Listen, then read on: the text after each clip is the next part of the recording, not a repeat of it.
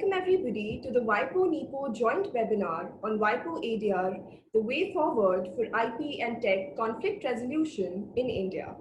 We thank WIPO Arbitration and Mediation Center Singapore for their leadership in the development of alternative dispute resolution solutions and assisting IP stakeholders in resolving IP and technology disputes through ADR.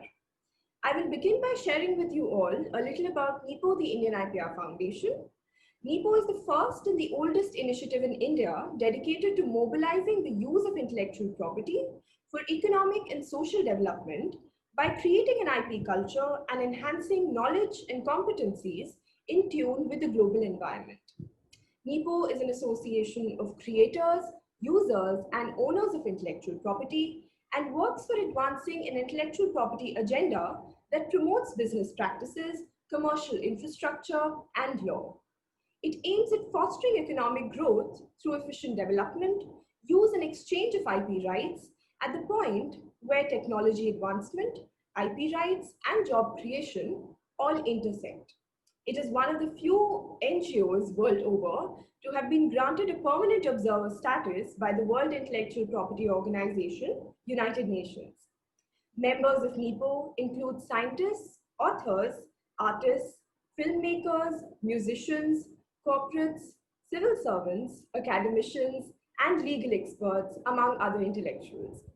NIPO provides all stakeholders with a strong voice on IP matters affecting their future businesses through regular publications, awareness campaigns, capacity building programs, and conferences to both educate and engage the public in debate on topics like IP enforcement, trade and exchange, IP management, litigation, alternative dispute resolution, and related issues. I would like to thank our esteemed panelists for joining us today and welcome them to speak on this very pertinent topic on the use of ADRs, or now ODR, for IP dispute resolution in the current COVID-19 crisis. I would also like to welcome all participants who have taken the time to join us today for this webinar and look forward to a great interaction. At the end of the webinar, we will be opening the webinar for a Q&A session where you can ask us any questions or share your own experiences or comments related to IP ADR. After the webinar, we would also be sharing with you some ADR giveaways, which will include the speaker slides, a guide to WIPO mediation, and a request form for WIPO mediation. So we are joined today by Ms. Chiara Accornero, representative WIPO Arbitration and Mediation Center, Singapore, Ms. Nishtha Kharb, WIPO Arbitrator and General Counsel at Sieve.com in Singapore, and Dr. Akash Taneja, who is the founding director of NIPO, the Indian IPR Foundation. He will also be our first speaker today, and I would like to give a quick introduction about him before handing him the floor. So Dr. Taneja is a civil servant and is the Additional Director General of Foreign Trade in the Ministry of Commerce and Industry in the Government of India. He has a PhD in commerce and has specialized in IPR laws. He has served as Executive Director in the Federation of Indian Chambers of Commerce and Industry, FICCI, which is the Institute of Intellectual Property Development, where he coordinated important IP initiatives and programs on border measures to combat piracy and counterfeiting. Dr. Taneja is the founding director of NIPO and a visiting faculty member in a number of academic and training institutions of national repute, and has been involved in training and sensitizing enforcement agencies, legal professionals, industry executives, and students on various aspects of intellectual property rights.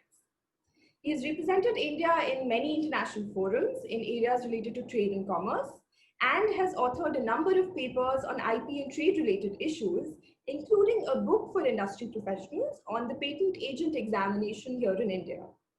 So Dr. Taneja will be giving us an overview today of ADRs and their use in resolving IP disputes in the Indian context.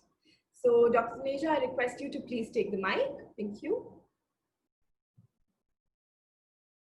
Thank you, Amreen, for the very nice introductions. Hi, everyone. Welcome to this very interesting and relevant webinar on WIPO ADR system for resolving IP and tech disputes. Today is a good day. India has been ranked among the top 50 innovating countries as reported in the news. I think we are 48 out of the top 50 countries ranked by WIPO. in the innovation index.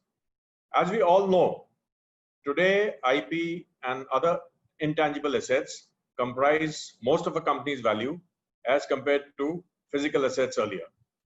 Incomes are not derived only from factories and warehouses, but from innovative ideas and powerful softwares.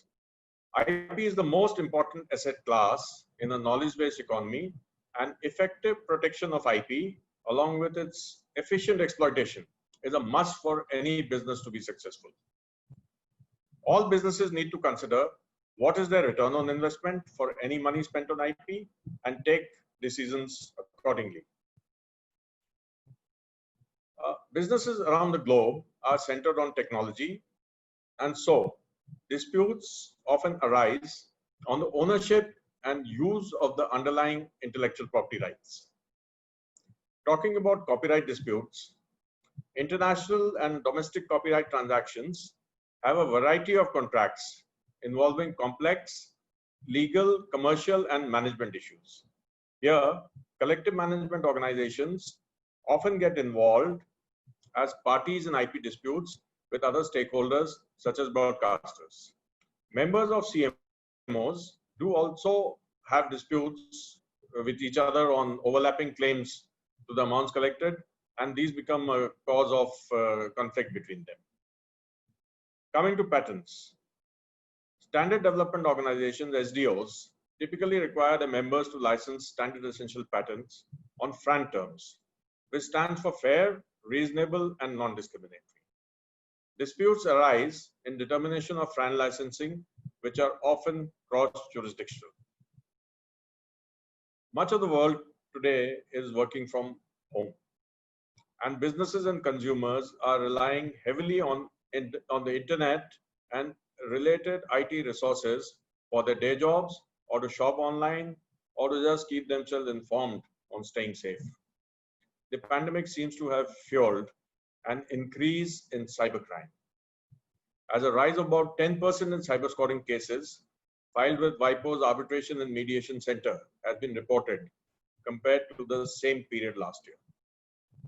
The maximum disputes today relate to registration of domain names, leading to trademark infringements in cyberspace. There has been an increase in the number of domain names registered, which could be genuinely being used for news and information sites or to provide new business offerings. But like social media platforms, these could also be taken to spread misinformation and to engage in illegal and fraudulent activities.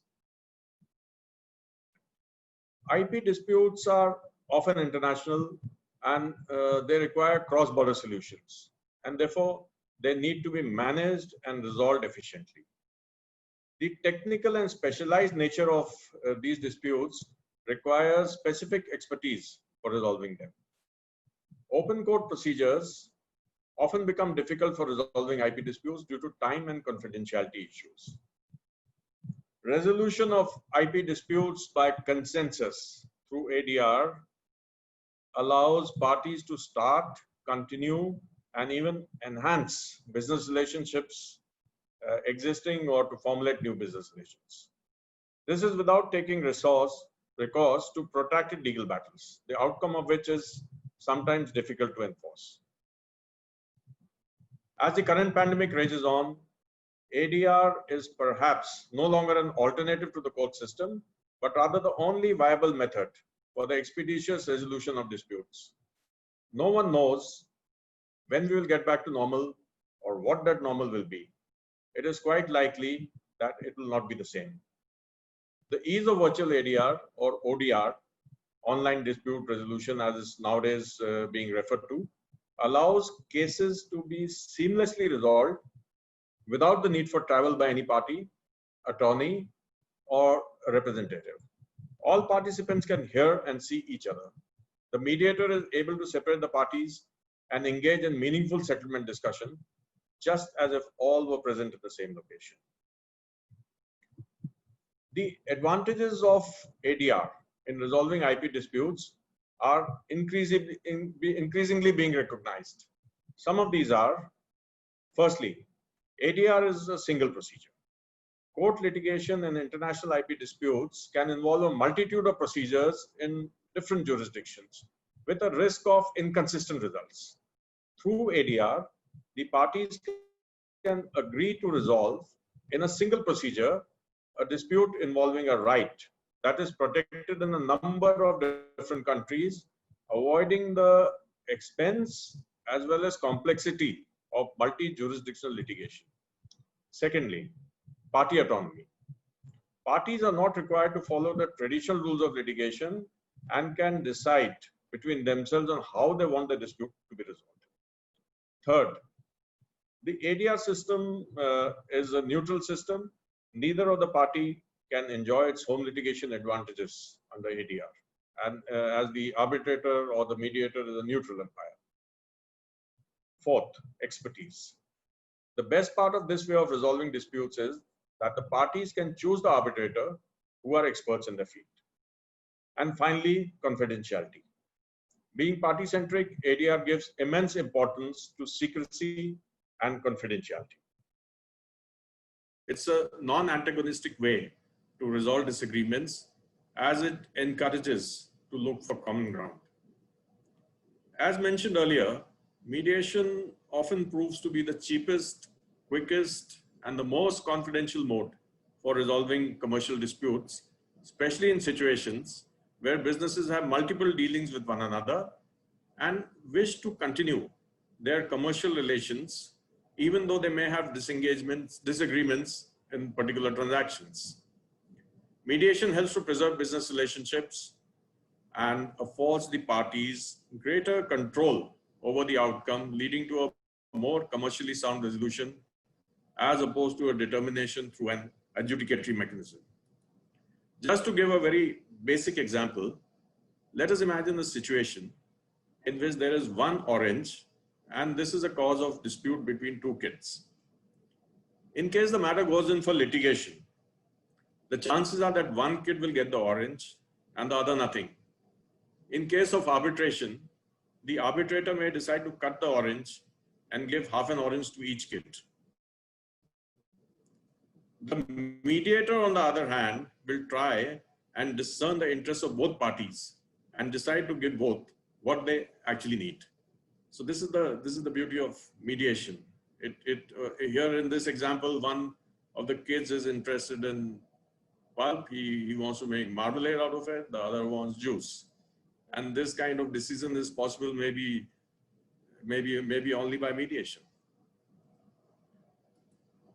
The success of mediation in speedy and effective dispute resolution is evident in the story of Indian designer Vaishali, who claimed that a co-artist in the fashion world had plagiarized the designs, causing her loss of revenue. The other party denied all allegations and in turn filed a suit for defamation. When the case appeared before the Delhi High Court, it was directed for mediation before the Fashion Development Council, and the dispute was resolved in a landmark 4-day period. Some of the other famous successful mediations in division family businesses we would have read about and heard on TV, seen on TV maybe, is the case of Ambani's, the Bajaj family, Chabria brothers, and even the famous law firm Amarchand Mangaldas. But mediation, unlike arbitration or court litigation, has some drawbacks too. Mediated settlements are typically the form of a settlement agreement. This is unlike a court judgment or an arbitral award, where a party could directly file for execution and even initiate contempt proceedings. Also, to some extent, mediation has to operate in the shadow of formal law. So it may not work well in areas where the jurisprudence is yet to be developed in some way by the courts. The pharmaceutical patent disputes in India are a great example of this. In the Roche-Cipla erlotinib patent dispute, the parties agreed to engage in mediation pursuant to court orders. They failed to reach any agreement and the case was ultimately settled in court. The second patent case to be mediated was the Merck-Glenmark patent dispute involving antibiotic product Januvia. Here, Merck voluntarily initiated the mediation. This case too was finally settled in court. Mediation didn't work in both these cases apparently because there was not much jurisprudence on the subject. But maybe now that since the court judgments are available, future cases could be resolved by mediation also. Then these court-mediated settlements, they are generally recorded in the form of court orders or consent awards for enforcement. This again leads to unnecessary cost, delays, and in certain cases to loss of confidentiality. So there is a need for an international framework to enforce such settlement agreements. The UN Convention on International Settlement Agreements resulting from mediation, also referred to as the Singapore Convention, passed by the UN General Assembly, I think it was in December 2018, is a step in this direction. The Singapore Convention essentially allows direct enforcement of mediated settlement agreements and places such agreements on par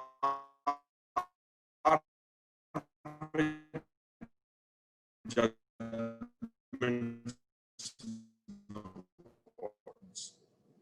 It promotes a commitment to ADRs. India is a signatory to the WTO TRIPS agreement, and TRIPS relies heavily on bilateral consultations between the parties as the first stage of formal dispute resolution settlement.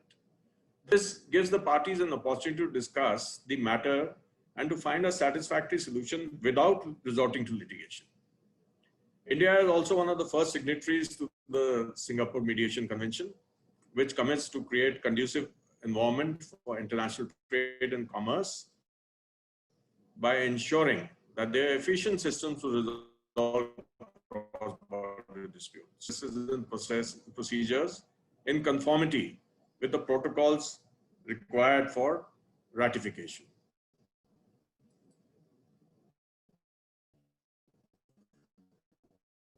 Now, as soon as the Singapore Convention is ratified under Article 253 of the Constitution, India may have to enact a new law on mediation for setting out a process for enforcement.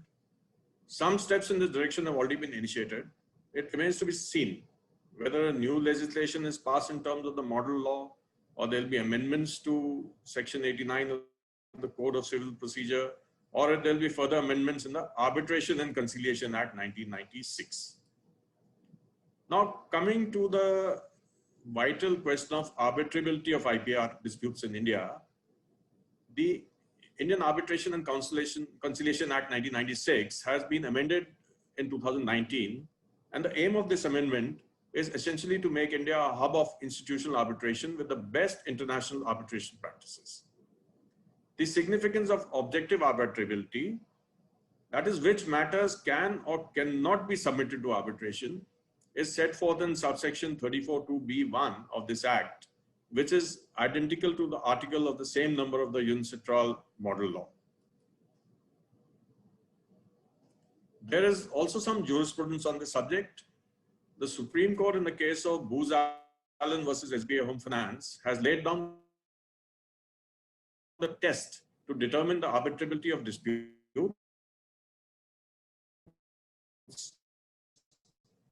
and disputes arising from rights in rem have always been considered to be amenable to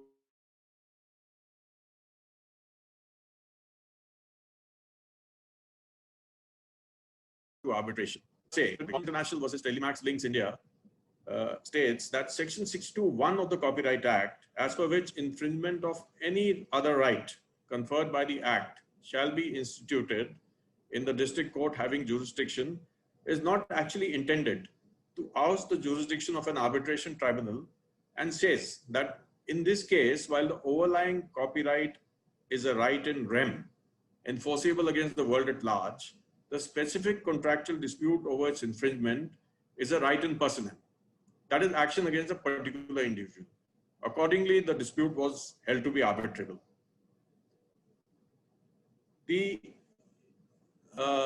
Coming to the scope of the Indian Arbitration Act, the Arbitration Act defines international commercial arbitration to mean and include any dispute of commercial nature arising between an Indian party and an international party.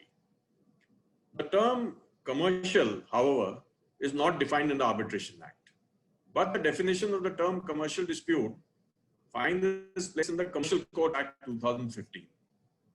This definition includes IPR disputes, and therefore IPR disputes are considered arbitral in nature.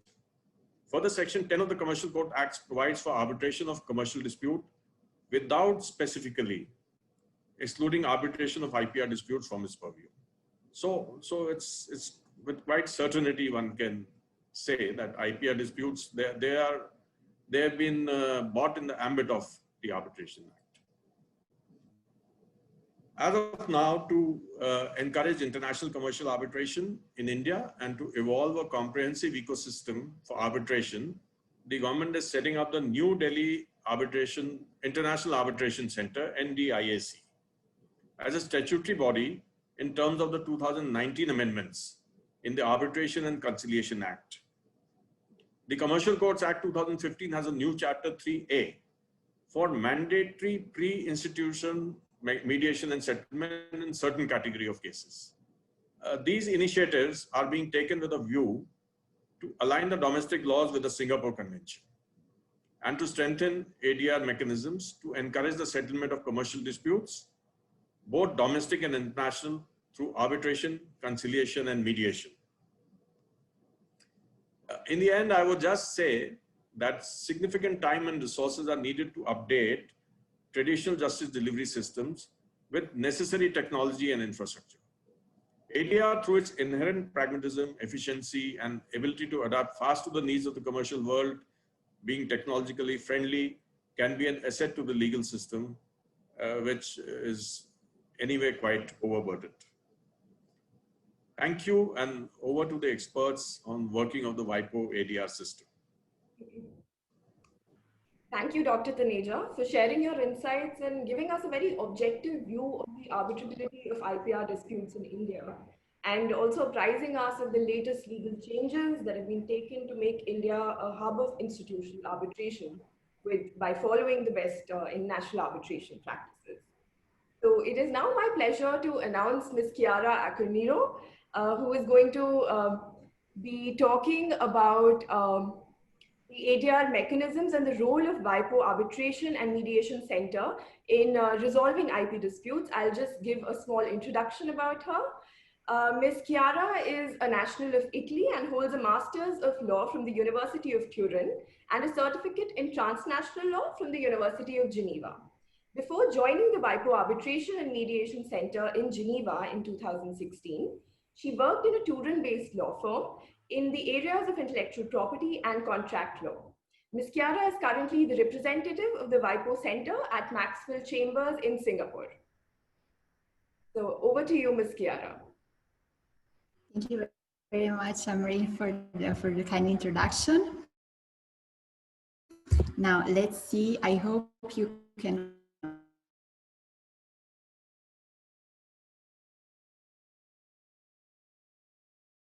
all hear me well. Let me see. Voila. Well, hello everyone. My name is Chiara Accornero. As Amreen mentioned, I'm representative of WIPO Arbitration and Mediation Center in Singapore, where I'm based. And we're really happy to have you with us today for this webinar on WIPO ADR for IP and technology disputes in India, because this is actually the first webinar that we do in India. This webinar is organized by the WIPO Arbitration and Mediation Center and NIPO, and we do hope it's the first of many others. Now, what I would like to do in the next couple of minutes is to give you a quick overview of WIPO alternative dispute resolution and really share a little bit of our experience in dealing with IP and technology disputes, including in India. Now, first things first, what is WIPO? For those of you who are not familiar, WIPO stands for the World Intellectual Property Organization, and it's a specialized agency of the United Nations, specialized in intellectual property. And the mandate of WIPO is to promote innovation and creativity for the economic, social, and cultural development of all countries through a balanced and international an effective IP system. So basically, what WIPO does is it provides a number of IP services which are meant to encourage businesses, individuals to innovate and create. Maybe some of you are already familiar with some of these services. So for example, there was for the international registration of trademarks, of patents, of designs. Now, another service that is offered by WIPO is ADR.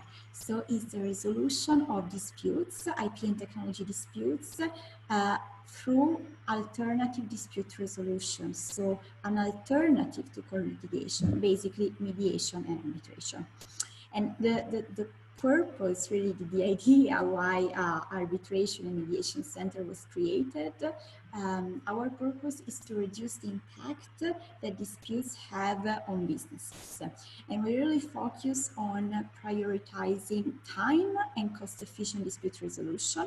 And something else that we really try to do, especially with procedures such as mediation, are to preserve parties' business relationships. Now, getting to the point, the WIPO Arbitration and Mediation Center, what do we do? First, what do we not do? We do not act as a court, so we do not make any decision. What we do is we facilitate the resolution of disputes. So we're also talking about disputes between private parties. So we are not talking about state disputes. We're talking about disputes between private parties in the areas of intellectual property and technology, through mediation, arbitration, and other ADR systems such as domain name dispute resolution, expert determination. But today I think we will focus more on mediation and arbitration. Now we have offices, the WIPO Center has offices in Geneva and Singapore. You can see that's the office in Geneva, but this doesn't matter, because most actually of our mediation, arbitration, they can take place, they have taken place anywhere in the world. They can take place in India, they can take place in Mexico, in Germany. There is really no geographical limitation. Anywhere where it works, basically, for the parties. Now, the WIPO Center, because it's part of the World Intellectual Property Organization, has got a couple of special, I would say, features, characteristics. The first one is neutrality. So we are completely neutral. We have no link, we have no connection to any law, to any jurisdiction, to any set of laws, and also cultural institutions. And this is something that is very important when you are dealing with an international dispute. And IP and technology disputes very often are international disputes. So when you have a dispute involving foreign parties, having a neutral forum is more acceptable to the parties, because imagine you are from India and you are in a dispute involving the United States or China. Say the other party wants to bring you to the courts in China. You know, maybe all the proceedings are in Chinese, based on Chinese procedure. That may not be your best interest. So, and the other way around, of course. So in such disputes, international disputes, having a neutral forum like the WIPO Center can be is an advantage, makes it more acceptable to both parties. Another special feature of the WIPO Center is that being part of WIPO, we specialize. So we have this very unique specialization in intellectual property and technology. And you can see this, for example, if you have a look at our rules, our mediation rules, arbitration rules, there are certain provisions, for example, in terms of evidence, in terms of confidentiality, which is crucial in intellectual property disputes, that make our rules, they're fine for any commercial dispute, but on top of that, particularly suitable for IP. And then most importantly, throughout the WIPO network, we have a group, a list, a network of experts in all fields of intellectual property, and these experts can be appointed in our cases as mediators, arbitrators, any types of experts. And really, I'm talking about any field of IP, so it can be, you know, copyright, trademark, designs, but also industry experts. So for example, say fintech or fashion, all this digital copyright. And this is because sometimes, in addition to the, to the substantive expertise, also having a good knowledge of the industry they're working in is also something which is very important. Again, experts based everywhere in the world, speaking whatever language you may need, and available to act as mediators and arbitrators in our cases. Also, the WIPO Center is not for profit, so our fees are quite low when you compare them to other fees. And what we do is we really tailor the procedure, the case, the fees to the specific case. And that's because, sure, we see huge arbitration cases, for example, in the areas of IT, telecommunications, pharma, but we also deal with cases involving startups, even individuals. So what we do is we have very low administration fees to start with. And then when it comes to the fees of the mediators and the arbitrators, we help the parties negotiate these fees to adapt them to the specific case. Because again, time, but also cost efficiency is a priority. Really. Now, what do we do really in practice? We provide assistance to parties. So for example, if you're drafting a contract, you want to include a dispute resolution clause for WIPO mediation, WIPO arbitration. Well, actually, we do have model clauses like this one that we make available on our website that you can use. But you can also and we can also have drafting clauses. If you are, for example, already involved in a dispute, we can also give you an overview of how mediation works, how arbitration works. So this is all the procedural assistance that we can do. And really, you can email us, you can call us, you can just reach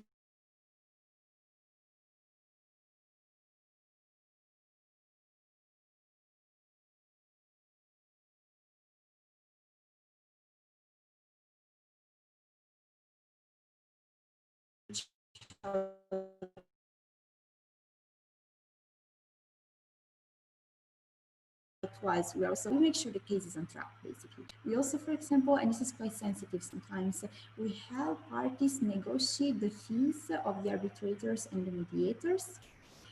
What we provide, and this is something that I really want to mention today because it's being used more and more, and I think it's something that could be extremely useful right now. We have online tools. We have, of course, an online platform, WIPO ADR, where parties can upload or the files. But on top of that, we actually have services that we offer free of charge to the parties, and they can be used.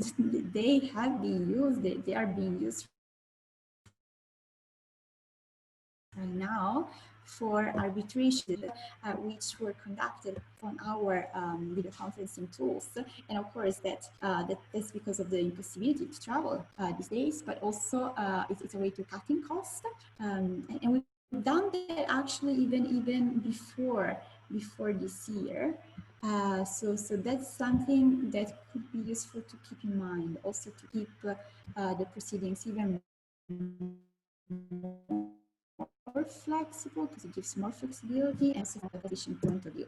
Now, what's also really important about our role in mediation, in arbitration, it's really crucial to have the right mediator, the right arbitrator, especially in mediation. The parties need to trust the mediator because the mediator is trying to understand their interest and putting them together. So having the right person mediating, arbitrating your case is of the essence, really. We have this group, this list of experts. They can be appointed in our cases, including in India, by the way. They're all specialized in all fields. But what we do in our case administration, when we have a case and we need to appoint someone, we don't just pick someone. We actually get back as we can from the parties. And usually based on the feedback, sometimes they want an expert in copyright, an expert that speaks 3 languages, an expert that is based here and there. Then we find and some candidates, and we propose them. So we try to involve the parties as much as we can in choosing their own mediator or arbitrator. Now, very quickly on this, because we've seen this before, as you may know, arbitration and mediation are consensual. So this means that parties must have at some point in time agreed to refer the dispute to mediation or arbitration. Easiest way to do, if you have a collaboration with the other party, is to include a contract clause in your contract. Like, for example, this one is mediation followed by expedited arbitration. It's used very often, this combination, a more informal procedure, mediation followed by a more formal arbitration procedure. But for example, imagine that you know, you don't have that contract in the clause in the contract, or you don't have a contract with the other party because it's an infringement case, right? So how can you agree with the other party to refer the case to mediation? You can. You just sign a submission agreement where you refer the specific dispute to WIPO mediation or arbitration. But we've also seen that, especially in infringement cases, it's not very easy to get the other party to agree on anything, let alone to refer the dispute to WIPO mediation. So now we're giving the possibility to one party that, for example, is seen as trademark, copyright, whatever rights being infringed to request mediation to WIPO unilaterally. So this takes the form of this document. It's a one-page document that one party can send to WIPO to propose mediation to the other party. So, you know, you include the details of both parties, a couple of words on the dispute. Again, it doesn't have the longest brief, it can be a couple of paragraphs, sending it to us, to WIPO. And then the difference is that we can get in touch with the other party. We can explain how mediation works, and maybe how it can be a really efficient way to resolve the dispute. And sometimes really hearing it, not from the other party, but from a neutral institution like WIPO, is really key to getting the other party to agree to mediation. So if they agree, the mediation starts. And it's, of course, it's free of charge to submit the unilateral request for mediation.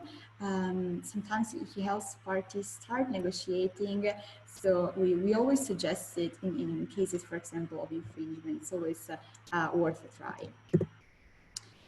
Very brief overview of our cases. I actually wanted to maybe mention a couple of trends that we have seen. Definitely an increase in IT and copyright, including digital copyright cases. Other than that, of course, we keep having patent trademark cases. But then you see that 20% of commercial cases. Now we're talking about commercial cases where there is no IP element in dispute, and it's also something that we see because also very often, you know, IP elements and commercial elements are very much interconnected. So it's really hard sometimes to distinguish. But this is just to say that our rules, our procedures, not only are suitable for all disputes, but have been used for distribution disputes, franchising disputes, so that maybe have also IP elements, but not necessarily. And then the settlement rate for mediation is 70%.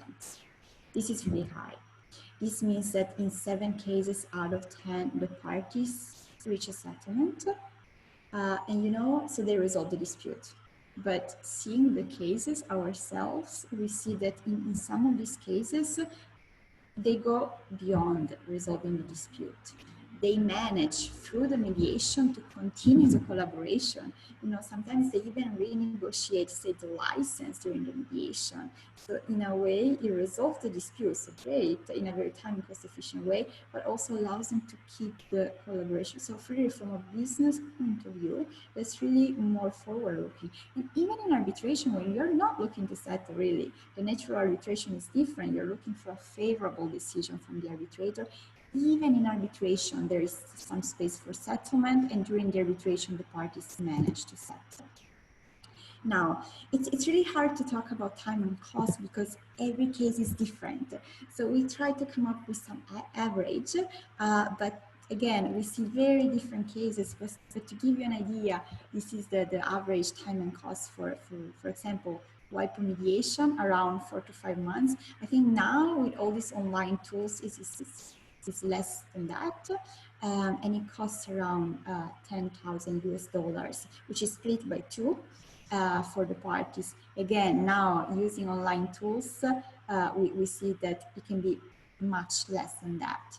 Expedited arbitration, which is a sort of fast track arbitration, around 7 months, 34,000 US dollars.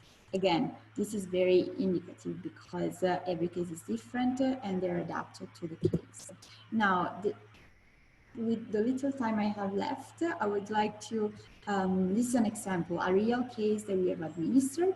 Of course, we cannot share much because of confidentiality, which is also the reason why parties choose mediation or arbitration. But this shows a little bit also the flexibility that mediation can have. So this is a mediation of a dispute in the area of mobile applications. It was related to a software license dispute. So the parties were both startups, one from Asia and one from the US. They had an agreement, a collaboration in place, a license agreement to use these mobile phone applications. A few years down the road, there was a dispute on the unauthorized use of the software by the licensee, and also some payment claims. So you see, very often, sometimes the dispute is not about the pure IP issue, but royalty claims. In the contract, there was a clause providing for WIPO mediation followed by WIPO arbitration. So the first step is WIPO mediation. So we spoke to the parties to see if they had any specific sort of requirements they would like the mediator to have. They had a few. First, even though they were based in Asia and in the US, so the CEOs were nationals of France. So they wanted someone that was fluent in French, experienced mediator, also have a very good understanding of IT and mobile apps in particular. Fine. We went through our list, we proposed some candidates to the party, and a mediator was appointed. Now, what happened here? In the contract, the place of mediation was Paris. Now, one party was in Asia, one was in the US. We're talking about startups. So both parties were not too inclined in meeting in Paris, also paying the mediator's travel and all of that. So what they did is they proposed to have the mediation conducted by, not even by video conference, but by telephone. So the whole mediation was conducted by telephone. There were joint calls with all the parties involved, separate sessions, you know, different. And also teleconferencing service is also something that WIPO provides. So this is the assistance of the institution. And the parties managed to settle 3 months. The cost, I checked just now, it was in US dollars, 6,000, which is split by two. So it's 3,000 each. And the parties were able to continue the collaboration. And I think this is a lot about the time, the cost, but also the flexibility that ADR, especially mediation, gives you. So, you know, it was not great for the parties to go all the way to Paris, so they decided to do it otherwise. Now it's not really feasible to travel, not for everyone, so parties can use video conference. Now, ADR allows that, and the results are really, you know, efficient, as we've just seen. Now, I think I've shared quite a bit on WIPO ADR, and we do have some time for questions after that I'll be very, very happy to take. But I think now one of the most interesting part of this webinar is to hear from one of our actual arbitrators, who is Ms. Kharb. So I would leave the floor back to Amreen for Ms. Kharb's presentation. Thank you, Ms. Chiara, for the very lucid presentation and the wonderful case studies shared by you. WIPO is certainly doing a lot to make sure that IP disputes are resolved swiftly, and that too at minimum cost, and by specialist mediators and arbitrators who are experienced in IP and tech, which is a great initiative. And now I call upon our final speaker, Ms. Nishtha Kharb. Ms. Nishtha is a WIPO arbitrator and general counsel at Sieve.com in Singapore. At WIPO, she has had extensive experience on arbitrating on issues pertaining to software licensing, distribution, sale, purchase, and marketing. She's also worked on implementation of global projects concerning data privacy issues, IT and enforcement, compliance with companies, and where possible, settling litigation matters. She has also worked in building a data privacy framework which is consistent with the technological bandwidth of the organization and has worked closely with global legal teams on divestment of business divisions and compliance investigations impacting the Asia region. Furthermore, she has supervised and managed complex disputes and litigation relating to intellectual property, product liability, data breach, and commercial contracts disputes. And so she is one of the specialists that Ms. Chiara has spoken about in her presentation. So Ms. Nishtha today will be having the last word, and I request Ms. please, please tell us as to how API processes really work in practical terms. Sure. So so in terms of time, I think it's 4:46 as per Singapore. Uh, so I'm going to cut short as we are receiving some questions as well. So so thanks, Dr. Akash. I'm going to take some inputs from your presentation as well, post-COVID. And big thanks to Chiara for informing us that since COVID is pushing us to consider new ways of resolving dispute, cost is being one of them, and WIPO is emerging as one of the solutions for us. So thanks, Chiara, for that information and education to us. So, well, audience, I'm an in-house lawyer, so I would be speaking in terms of what are the challenges we face now in terms of resolving the disputes that are emerging post-COVID. Pre-COVID, we had luxury of taking a decision whether we should litigate, whether we should arbitrate, and perhaps mediation was considered as more informal way of resolving dispute through negotiations over phone calls between the two business leaders of an organization. All that has changed post-COVID. Now the cost-cutting measures are driving the decisions. And however, we all know that litigation is considered as cost of doing business, but still there's an immense pressure on general counsels in-house to look inwards and come up with more acceptable way of resolving disputes, especially from cost perspective. But obviously, the quality should also not be compromised. So I would, which is consistent with what Dr. Akash Taneja has shared with us, that things have changed. Now about mediation, I would share that how earlier it was more acceptable to me. It was more acceptable to me as an in-house that I do not have to explain to our business decision makers as to decision making between arbitration and litigation, but mediation is emerging as a solution as well. So let me share with you that how I am selling mediation as a concept to resolve disputes to my own organization and also to my fellow counsels in Singapore. What we have observed that there is a perception about mediation that you can consider mediation, but parallel, you also have to prepare for litigation. So fails, you should be going ahead with litigation ASAP. That's a myth. We have to respond by saying that mediation can happen anytime, even if in the midst of litigation, we can give a pause and we can go ahead with mediation. So that's an important information that we should be sharing with anyone who is thinking about how to go about resolving their litigation. The other part which we face in terms of mediation as a tool is that since mediation, like Dr. Taneja mentioned, the settlement part, the enforcement part is an issue that has been more or less has been resolved if you're going through an institution which will do the administrative part like WIPO, and the settlement part is taken care of if you know that that countries like India or the country where you want to enforce it is a signatory to the mediation convention, the Singapore Convention. So that's another hurdle that has to be crossed.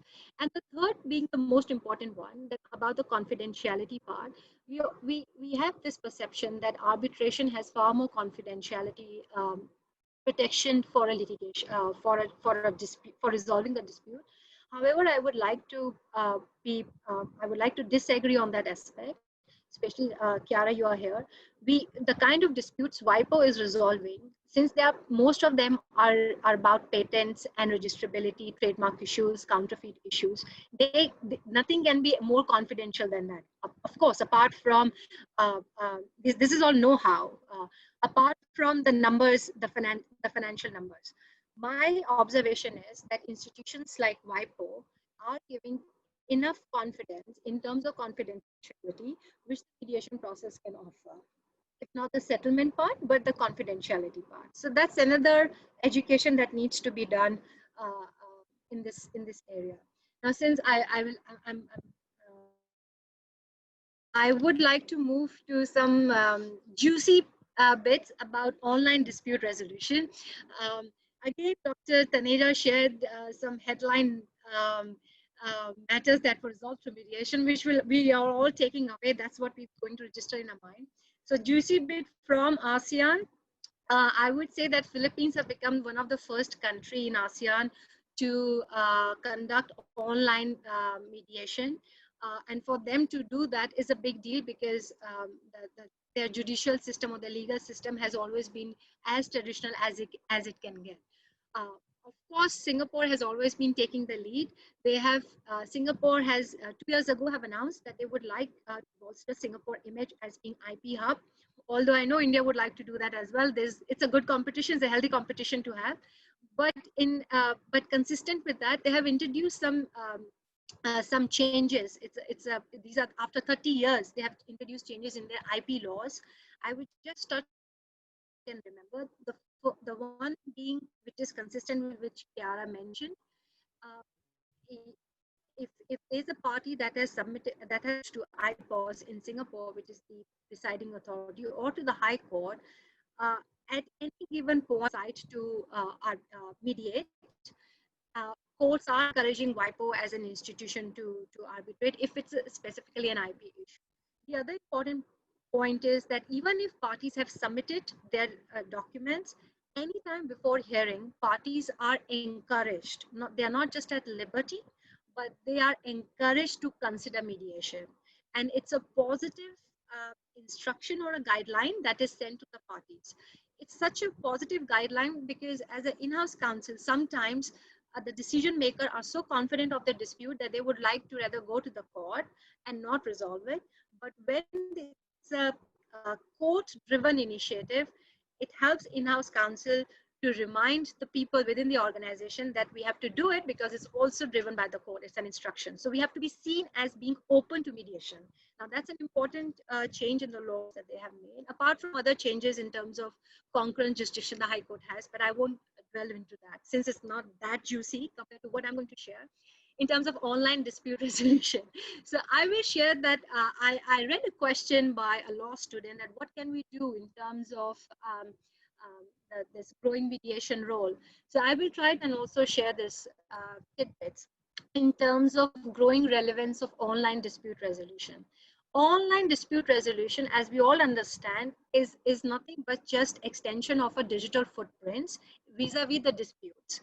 WIPO is already an online dispute resolution platform because it is using online tools to resolve disputes. One of them is phone, use of phone as well, because it is done online. Just because no web is used, it is done online because documents are saved or they are made available upon request to online. However, online dispute resolution also include within a concept of no court intervention, where two parties can resolve a dispute through a mechanism where that resolution will be acceptable and applicable to the parties. Now, there I will give an example of UK being the first country in the world that took initiative in 2003 to come up with first online mechanism to resolve dispute for £25,000. In fact, they call it Her Majesty Court, HMC. It's a good tool, please, students. You can try to play around with that tool and see. It's a virtual courtroom that has been created where there wouldn't be any lawyers as well, and the dispute will be submitted by two parties and it will be resolved through a software. It was done in 2003 and 1 million has been invested there. There's another union is also taking lead in using online dispute resolution tools. they have disputes within the European Union jurisdiction. So they recognize that there are disputes between the traders and the consumers, and there's an inflow of both people and products. So they accepted that so they came up with this ODR for EU disputes as long as they are consumer in nature and between the traders. And it's one of the most successful ODRs because it's resolving on an average 60,000 disputes in a year. So it's working. If that's a question that will it work? And the third part I would like the you said in terms of that how world is changing in thinking differently. eBay, I think Dr. Taneja was making a good point about rise of e-commerce and our way of consumer behavior, which is changing. So e-commerce, yes, e-commerce is a platform where we are forcing and we are also predicting that there are going to be multitude of disputes. eBay was one of the few companies that could foresee that. They have disputes of both contractual nature and IP nature, where there's a dispute of trademark infringement on their platform. They have an ODR system that resolves 6 million disputes in a year, where they use a software, in-house software. 50% of these disputes are resolved by using in-house software, and 90% of them are resolved without going to the court. So that is how the world is changing, especially in the e-commerce space. So I think end there, and just to answer that student, that what can I do? I think you can do three things. A, be open to the changes that are taking place in the industry vis-a-vis law. I would say the changes are in being open to use of technology in resolving disputes. That's ODR and all other concepts that comes with it, the technical part. The other action point I would say that please be more, apart from having an attitude towards the global phenomena, I think you can focus on the e-commerce industry, which in my view is going to come up with more and more nature of disputes that will compel traditional lawyers to think differently. That's two. And number three, yes, not because it's a WIPO seminar or a web conference, I would encourage you to read about these international institutions that are active in mediation and arbitration, because these institutions are way ahead of their time in terms of resolving disputes that are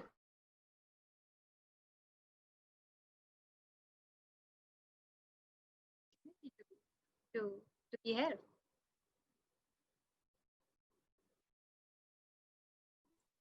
Right. So thank you, Ms. Nishtha, for the excellent presentation and for giving us an insight into how ADR actually works in real terms and how seemingly complex issues get resolved so fast. It's fascinating. So I'm really glad to see that there's been a lot of interest by viewers, and some of whom are very distinguished names. And we do have, we can maybe spare some time, a few minutes for a question here and there. So one of the questions that we have got here is, how are the mediation agreements binding with reference to pre-litigation and court-annexed mediation? So if one of the panelists would like to take this question, perhaps Dr. Taneja would like to take this question, given that it's India related. Well, thanks, Amreen. In fact, there's a very good question, similar question by Mr. Goldie Singh, that he's running a startup in India and 3 business overseas. He wants to know whether all mediation settlements should be court sanctioned in India. If not, what validity do they have? Now, this is very interesting.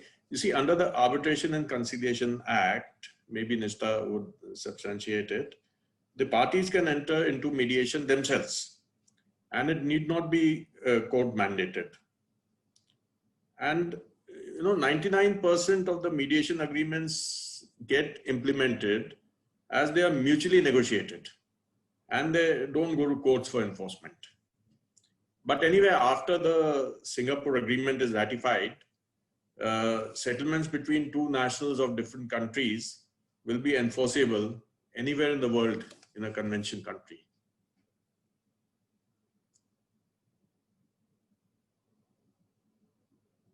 Right. Perhaps another question that we are seeing here is is by Dr. Pooja Jaiswal, and she's asking if one of the panelists could address the seat and the venue issue that is there, and the highlights of the Balco case that was there. So perhaps if Ms. Nishtha would like to address that question. Balco case. So I think that's an.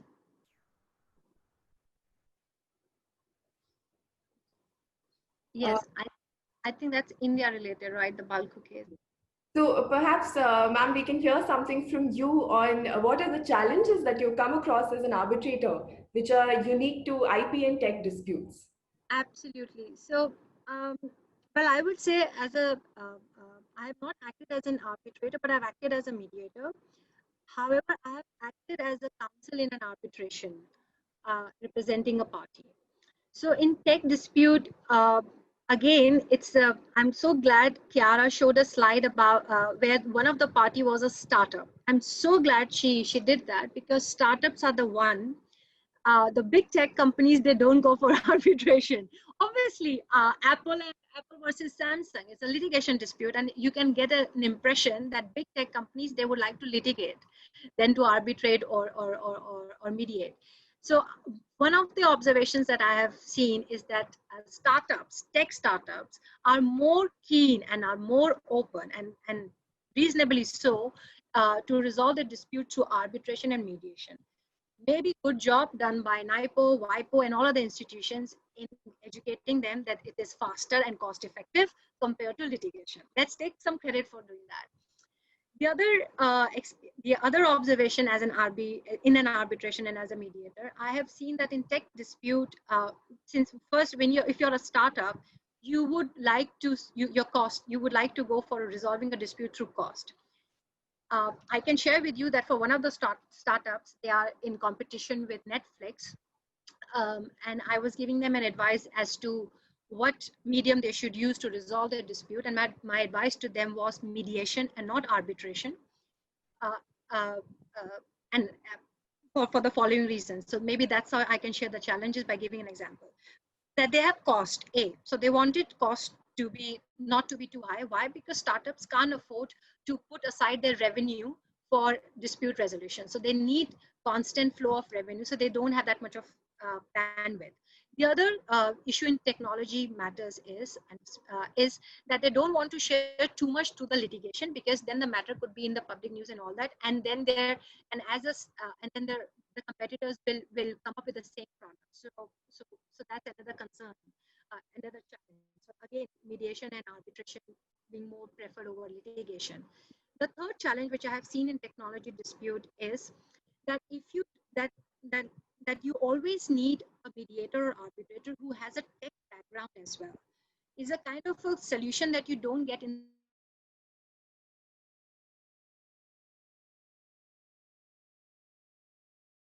a little bit more diplomatically. What I'm trying to say that judges are the best when it comes to understanding of law, substantive law, and procedures. Yes, they are also they can pick up on the technical aspect of it. However, in mediation and arbitration, we are always convinced when it is our product that nobody else understands it better than myself. You will not even trust your own lawyer, in-house lawyer, although that lawyer would be working for you for many years. So that so that kind of uh, I would say it's an phenomena is very hard for us to fight in tech dispute, where we have to come up with arbitrators and mediators to give confidence to the parties that they would understand the issue. And I think Chiara can add on to that, because that's how the selection, where there's a tech dispute. I think Chiara will have good stories of that.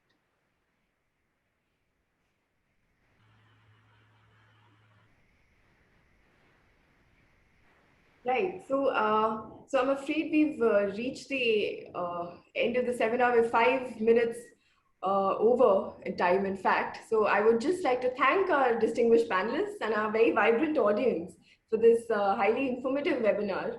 And we look forward to working together to ensure that India becomes a hub of institutional arbitration in the years to come with the best international arbitration practices. So thank you so much. Thank you. Thank you very much. Thank you.